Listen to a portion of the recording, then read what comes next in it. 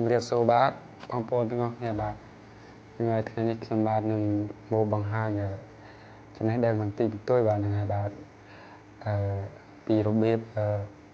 download ហ្វុនអក្សរខ្មែរចេញពីកម្មវិធី KineMaster បាទហ្នឹងហើយបាទឬមួយក៏ហៅថាពុម្ពអក្សរខ្មែរបាទហ្នឹងហើយដែលបងប្អូនខ្លះគាត់មិនទាន់ដឹងប្រើហ្វុនអក្សរខ្មែរនៅក្នុងកម្មវិធី KineMaster របៀបទាញយកឬមួយក៏ download ធ្វើយ៉ាងណាបាទហើយដូច្នេះបាទថ្ងៃនេះខ្ញុំនឹងមកបង្ហាញបងប្អូនឲ្យដឹងពីរបៀប download ហ្វុនចេញពីកម្មវិធី KineMaster បាទហ្វុនអក្សរខ្មែរបាទបងប្អូនបាទឬមួយក៏ពុម្ពអក្សរខ្មែរបាទដូច្នេះកុំបោយខាតពេលវេលាយូរបាទសូមមកទស្សនាឬមកតាមដានជាមួយខ្ញុំបាទទាំងអស់គ្នាបាទ Let's go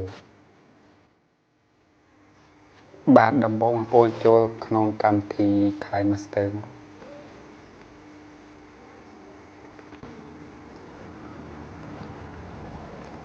ចូលមកហើយនេះបងប្អូនមើលកន្លែងនេះ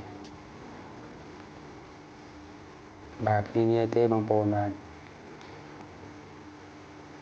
ហើយបងប្អូនមើលកន្លែងអក្សរ T បងប្អូនចុចលើកន្លែងអក្សរ T មកហ្នឹងហើយមានអក្សរយើងជ្រើសបងប្អូនអូមកហ្នឹងហើយមានអក្សរច្រើនហើយបងប្អូនជ្រើសយកអក្សរខ្មែរហ្នឹងហើយអក្សរខ្មែរ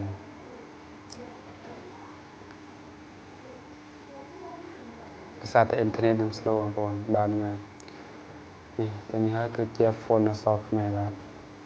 ឬមួយក៏ជាពុម្ពអក្សរខ្មែរឧទាហរណ៍បងប្អូនចុចចូលហ្វុនមួយនេះមក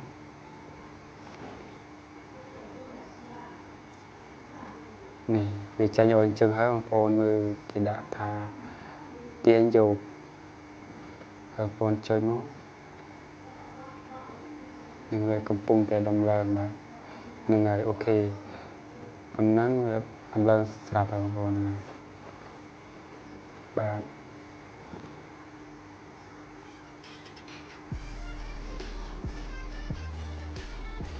ហើយយើងមើលតទៀតផងនេះបងប្អូនត្រូវការហ្វុនមួយណានេះចុចទៅមកហើយបងប្អូនទាញយកទៅមកស្រួលទេបងប្អូនបាទហ្នឹងក៏សម្រាប់បងប្អូនដែលមិនទាន់ចេះបាទហ្នឹងសម្រាប់បងប្អូនដែលគាត់បានដឹងហើយសូមអធិស្ឋានផងបាទនេះគ្រាន់តែជាចំណេះដឹងបន្តិចបន្តួចបងប្អូនបាទបងប្អូនទាញយកទៅមកហ្នឹងហើយបាទអូខេប៉ុណ្ណឹងចាស់បាទបងប្អូនហើយខ្ញុំនេះគ្រាន់ជាការលើកឧទាហរណ៍បាទហើយបងប្អូនចុចចូលអេក្រង់មកបងដាក់អេក្រង់មួយណាក៏បានហើយយើងជ្រើសរើសកន្លែងមេឌៀមហើយយើងរកអក្សរ T នេះហើយយើងទៅសេពាក្យថាខ្មែរ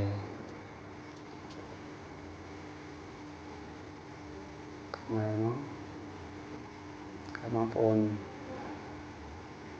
ចុចយកប្រូមក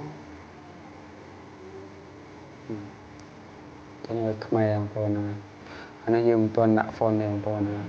ហើយយើងចូលទៅរកហ្វុនដែលយើងបាន download ទាំងអស់នេះ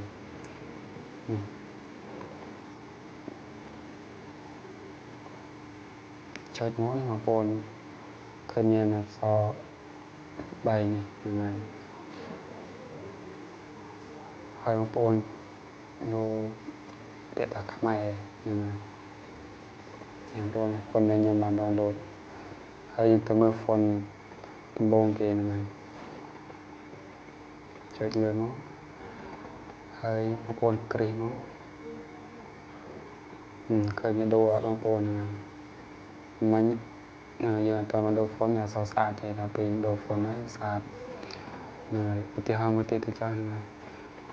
បងប្អូនចុចដែលមក ហើយយកមកនេះចុះបាទបងប្អូនចុចគ្រឿងនោះហ្នឹងហើយឃើញមានសារដល់បងប្អូនហើយ